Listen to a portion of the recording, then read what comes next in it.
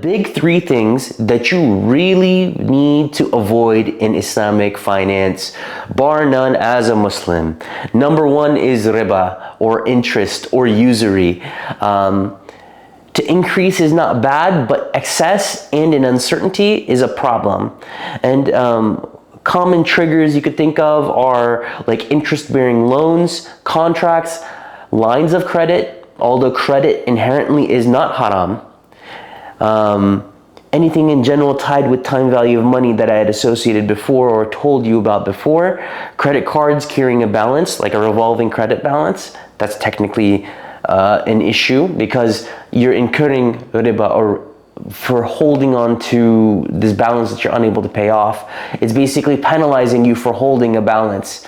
Now bonds, if you're familiar with the stock market and know how to trade treasury bonds or municipal bonds, zero coupon bonds, things like that, those are typically not permissible because they're debt-based. Now, there is the Islamic alternative of a sukuk, which is an asset-based bond, which then throws off a dividend to you.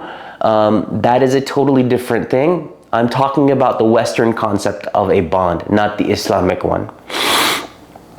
Now, there is a second topic which basically gets us into one of the top three things to avoid, which is gharar. What is gharar? Gharar is excessive uncertainty. So like, for example, you have a contract and it has a really, really vague scope.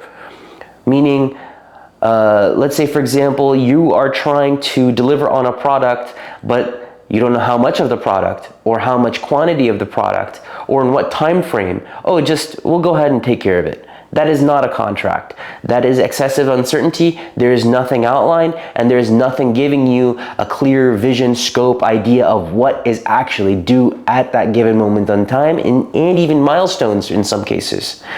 If there's unclear pricing, deliverables, ownership, or timeline, that is where it really, really comes out. And then selling something that you can't actually deliver. So I'll give a good example of this. We have plenty of brothers who are in the marketing space and they do not know how to deliver that particular product. They'll go out, they'll go learn it, and then they'll deliver.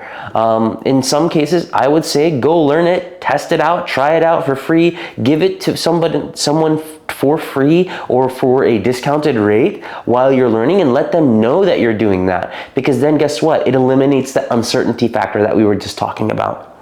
And the third biggest thing you want to avoid is maysir, which is gambling or speculation of any sort. So if you let's say for example, you're betting on the crypto markets and you're thinking it's in the a crypto winter, for example. You put money into the market and you're just hoping and praying that it goes up, or you're putting money into a stock that you don't even understand. You don't understand the financial statements, the balance sheet, the income statement, or all the other components that make that company, or even why that stock is permissible. Right? So these are other factors that come into play, and I think we should really try to understand.